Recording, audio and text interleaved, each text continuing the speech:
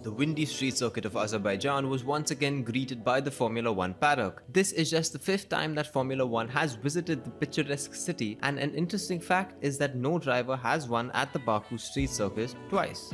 At the end of the first practice session, Perez was on top, and at the end of the second session, Leclerc was on top. So welcome to Fervent Motorsports, and today we are going to take you through what we learned from both the sessions.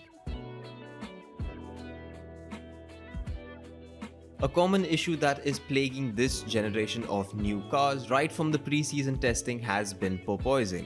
Throughout the season, we've seen teams come up with innovative methods to try and fix, but it seems easier said than done. At Friday's practice, we saw cars going through heavy porpoising, particularly the Mercedes cars. Post the session, Lewis Hamilton said, "It's pretty much the same as in the last race.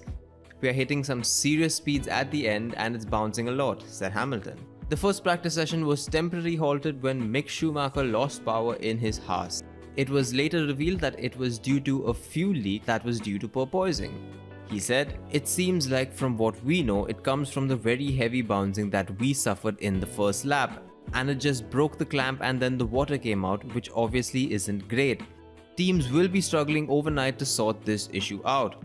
However, Red Bull have looked to be bouncing the least. This could possibly be a key to a good weekend for them in Baku." But Perez explained that the car is not at all calm. He said, "Yeah, we are porpoising, especially under braking. It can get very tricky to brake under those bumps. It can be very tricky."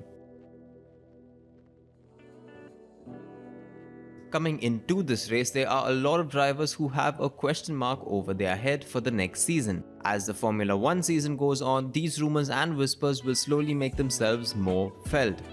A key figure under fire is Daniel Ricciardo. The Australian driver has previously won at Baku with Red Bull. However, during FP1 he finished in 18th, miles off his teammate Lando Norris. Mick Schumacher too is being closely examined by everyone at the paddock. The German driver has been error-prone all season, but his mentor Sebastian Vettel believes that he will make it through. Other drivers who are under the scanner are Nicholas Latifi and Guan Yu Zhou. Ferrari have been setting the pace all season long. It's a common sight this year to see Charles Leclerc at the top of the timesheets at the end of the practice sessions, and the trend continued right on today. Both of the Ferrari cars look to be in great shape as they were consistently in the top runnings. However, before the sessions got underway, Ferrari boss Matteo Binotto said, "We set our objectives to be competitive in 2022. So our objective is to be competitive, not to win the championship. And it would be completely wrong to turn that into let's try to win the championship because we are so competitive. Being competitive is one fact. Becoming world champion is another level of task." Saying that is maybe to take off some pressure from the team, but also I think it would be wrong as management to change our objective from the ones we gave them. So could this be the truth, or do you think that this is just damage control by the Italian team after a terrible weekend in Monaco?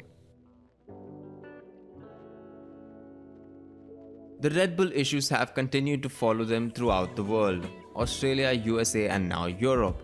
They reached Azerbaijan and Max Verstappen's DRS wing was flapping wildly like a flag in the wind. This comes after issues nearly cost Verstappen a win in Spain just a few races back.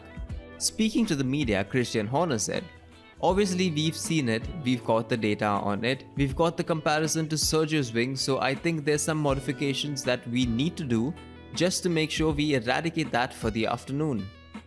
This comes after the team gave different wings to both the drivers. Sergio Perez was spotted with Flowis paint on his wing to help track the movement of air over the wing. So who do you think will come out on top of qualifying? Leclerc, Perez, Verstappen, or even maybe Sainz?